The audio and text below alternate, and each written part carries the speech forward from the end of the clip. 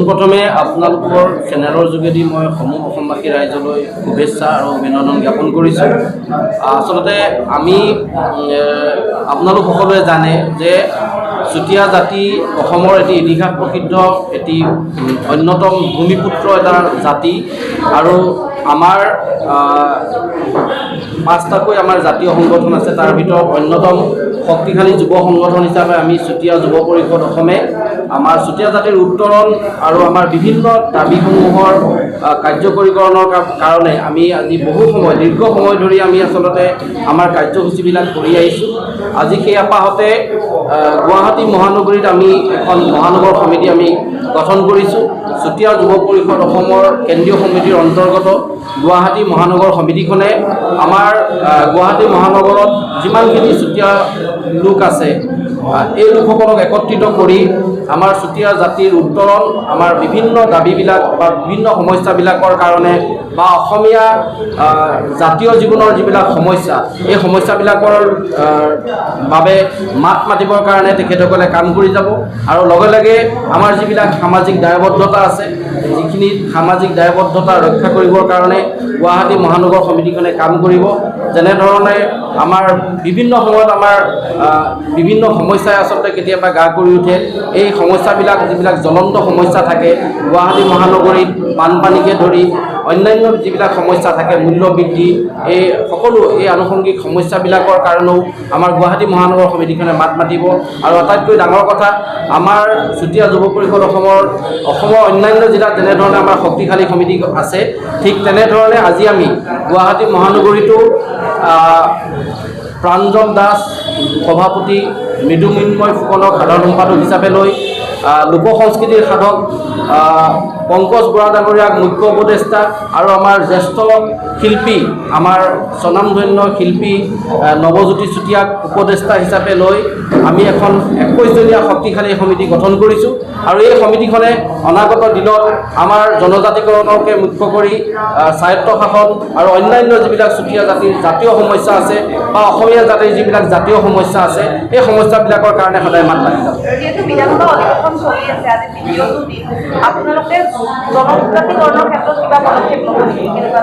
হয়, নিশ্চিতভাৱে আমি ইয়াৰ আগতেও নিৰ্বাচনৰ আগতেও আমি জনজাতিকৰণৰ কাৰণে বিভিন্ন আন্দোলন বা প্ৰতিবাদী কাৰ্যসূচী গ্ৰহণ কৰিছিলোঁ।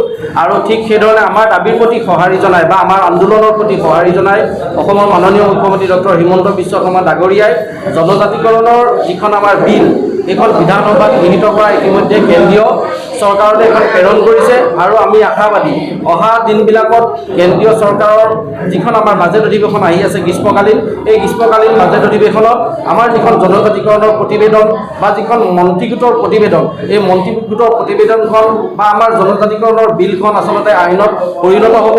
আৰু মহামান্য ভাৰতবৰ্ষৰ ৰাষ্ট্ৰপতি মহোদয়ে এই বিলখনত বা জনজাতিকৰণৰ আমাৰ যিটো দাবী, এই দাবীটোৰ প্ৰতি সন্মান জনাই, দাবীটোৰ প্ৰতি সঁহাৰি জনাই তেখেতে চহী কৰি আমাৰ জনজাতিকৰণৰ গোটেই প্ৰক্ৰিয়াটোত আচলতে কাৰ্যকৰীকৰণ কৰিব।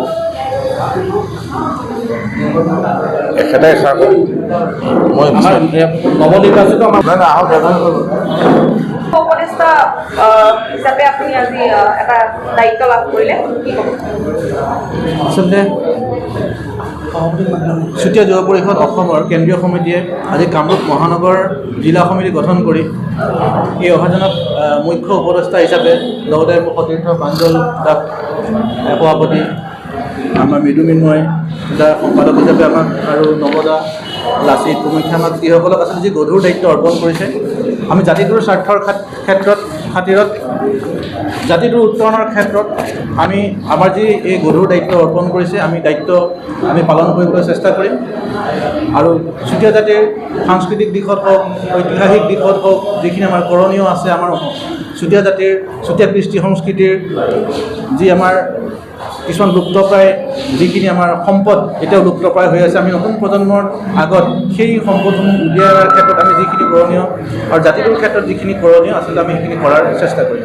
বহুখিনি সমস্যা আছে এটা জনজাতি হিচাপে আপোনালোকৰ, আৰু যিহেতু এটা বিশাল এটা জনজাতি, এই যিকোনো সমস্যা সমস্যা আছে এই সমস্যাসমূহ কেনেদৰে সমাধান কৰাৰ কাৰণে আগবাঢ়িব? সমস্যাসমূহ বুলি ক'লে চাওক, এতিয়া নিবনুৱা সমস্যা হওক বা প্ৰধান আমাৰ জনজাতিকৰণ সমস্যা, এই বিষয়ে ইতিমধ্যে মুখ্যমন্ত্ৰী মহোদয়ক সৈতে আলোচনা কৰা হৈছে আৰু তেখেতসকলে বিধানসভাত ইতিমধ্যে বিলখন উত্থাপন কৰিছে আৰু আমি আশাবাদী যে খুব সোনকালে ই এক আইনত পৰিণত হ'ব। আমাৰ চুতীয়া জনগোষ্ঠীৰ যি দাবী, সেই দাবী তেওঁলোকে পালন কৰিব আৰু এই দাবী যেতিয়ালৈকে পালন নকৰে তেতিয়ালৈকে সেই ক্ষেত্ৰত আমাৰ যি কৰণীয় আমি নতুন প্ৰজন্মৰ বাবে জাতিটোৰ বাবে সেয়া আমি কৰি যাম। যদি কিবা কাৰণত আপোনালোকৰ দাবী পূৰণ নহয় তেতিয়াহ'লে আপোনালোকৰ কি ষ্টেপ? আমি যেতিয়া কেন্দ্ৰীয় সমিতিৰ সৈতে আলোচনা কৰি অসমৰ ৰাইজৰ সৈতে আমি আলোচনা কৰি আমাৰ ৰাইজৰ মতামত মৰ্মে আমি যি সিদ্ধান্ত বা যি পদক্ষেপ ল'ব লাগে আমি সেইমতে আগবাঢ়িম।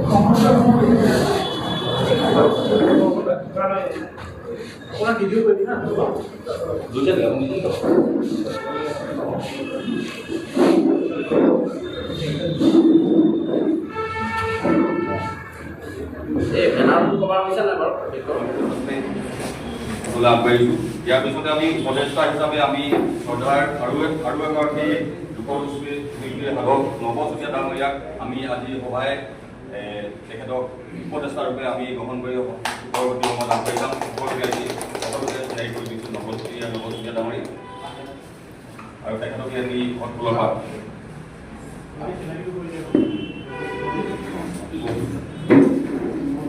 ইয়াৰ পিছতে আমি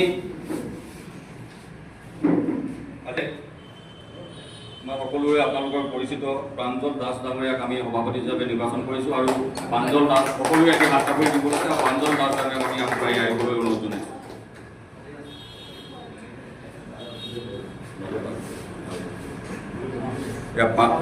প্ৰাঞ্জল দাস ডাঙৰীয়া। ইয়াৰ পিছতে আমি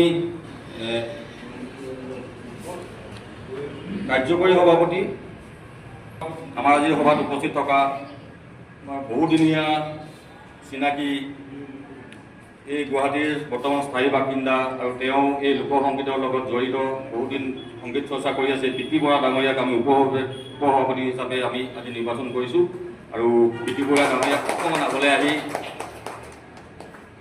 আমাৰ মৰম গ্ৰহণ কৰিবৰ কাৰণে অনুৰোধ জনাইছোঁ। ইয়াৰ পিছতে আমি সাধাৰণ সম্পাদক মুখ্য সাধাৰণ সম্পাদক হিচাপে আমি মৃদু মৃন্ময় ফুকন মৰাণৰ যুৱক, বৰ্তমান গুৱাহাটীৰ বাসিন্দা, এজন উদীয়মান যুৱক। তেখেতক আমি দায়িত্ব দিছোঁ অহাটো বৰ্ষ জ্ঞাতিসকলক কেনেদৰে গুৱাহাটীবাসীক একত্ৰিত কৰি আগুৱাই লৈ যায় তেওঁৰ ওপৰত আমি দায়িত্ব দিছোঁ। এয়া মৃদু মৃন্ময় ফুকন শইকীয়া, অভিনন্দন বৰা আৰু মাধুৰ্য শইকীয়া, এই তিনিজন। শইকীয়া আগলৈ হওক, অভিনন্দন বৰা আৰু মাধুৰ্য শইকীয়া।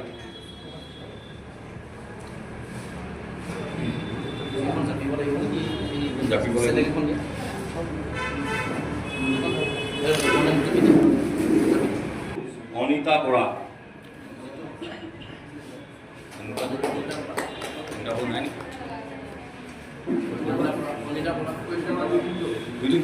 হ'ব। তেওঁ পৰৱৰ্তী সময়ত আমাৰ যিটো আমাৰ শপতগ্ৰহণ কাৰ্যসূচী থাকিব তাত নিশ্চিতভাৱে উপস্থিত থাকিব। ইয়াৰ পিছতে আমাৰ আৰু এটি গুৰুত্বপূৰ্ণ বিভাগ আছিলে শিক্ষা আৰু সাহিত্য সম্পাদক। আমি এতিয়া বৰ্তমান শিক্ষা আৰু সাহিত্য সম্পাদিকা হিচাপে শ্ৰীমতী দেৱাংগনা চুতীয়া, তেখেতক আমি নিৰ্বাচন কৰিছোঁ। পৰৱৰ্তী সময়ত আপোনালোকৰ আগত তেখেতে চিনাকি দিবহি আৰু সদস্যা আমি সমিতিখনলৈ আগুৱাই দিছোঁ। এই সদস্যা যিমানখিনি পাৰে তেওঁলোকে ইয়াত অন্তৰ্ভুক্ত কৰি ল'ব আৰু দুজন ৰাজ্যিক প্ৰতিনিধি লাগিব চেণ্ট্ৰেললৈ যাবৰ কাৰণে। যেতিয়া যুৱ পৰিষদ মহানগৰ সমিতি গঠনৰ আজি যি সভাপতি মহোদয়ৰ নিৰ্দেশ মৰ্মে মই ঘোষণা কৰিলোঁ আৰু পুনৰবাৰ সকলোকে ধন্যবাদ জনাইছোঁ। গুৱাহাটী মহানগৰ নতুন সমিতিখনক শুভেচ্ছা জনাইছোঁ। অনাগত দিনত তেওঁলোকৰ সবল নেতৃত্বৰে চুতীয়া জ্ঞাতিসকলৰ বিশেষকৈ গুৱাহাটীত বাস কৰা আমাৰ সকলো জ্ঞাতি ৰাইজক একত্ৰিত কৰি আমাৰ এই সংগ্ৰামখন চলাই নিয়াত সহায় কৰিব বুলি আশা ৰাখি মোৰ চমু বক্তব্য সামৰণি মাৰিছোঁ। ধন্যবাদ। সতীৰ্থ মনোজ চুতীয়াক ধন্যবাদ জনাইছোঁ। আমাৰ আনুষ্ঠানিক এতিয়া অন্যান্য কিতাপত যদি আমাৰ কিবা ক'বলগীয়া আছে মই ভাবোঁ সকলোৱে ক'ব আৰু সভাপতিৰ মন্তব্য আৰু সভাভংগ। সভাপতিৰ মন্তব্য মই আচলতে একোৱে নকওঁ, মই কৈ গ'লোঁ। সভাপতিৰ মন্তব্য মই জাষ্ট আনুষ্ঠানিকভাৱে সভা ভংগ ঘোষণা কৰিম, কাৰণ সময় যথেষ্টখিনি আপোনালোকৰ বহুমূলীয়া সময় ইতিমধ্যে খৰচ হৈছে।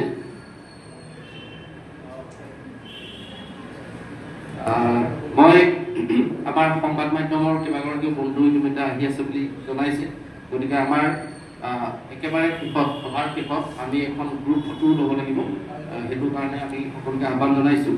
আৰু মই গুৱাহাটী নৱনিৰ্বাচিত গুৱাহাটী মহানগৰ সমিতিখনক চুতীয়া যুৱ পৰিষদ অসমৰ মই তেখেতসকলক প্ৰদান কৰিব বিচাৰিছোঁ। গতিকে মই আজি সভাপতি নিৰ্বাচিত হোৱা প্ৰাঞ্জল দাস আৰু সাধাৰণ সম্পাদক মৃদু মৃন্ময় ফুকন প্ৰমুখ্যে আমাৰ সমিতিখনৰ মুখ্য উপদেষ্টা আটাইকেইজনকে মই মঞ্চৰ আগলৈ আহিবলৈ অনুৰোধ জনাইছোঁ। আৰু মই নিজে তেখেতসকলক এখন চুতীয়া জাতিৰ বুৰঞ্জী মই অৰ্পণ কৰিব বিচাৰিছোঁ। আৰু ইয়াৰ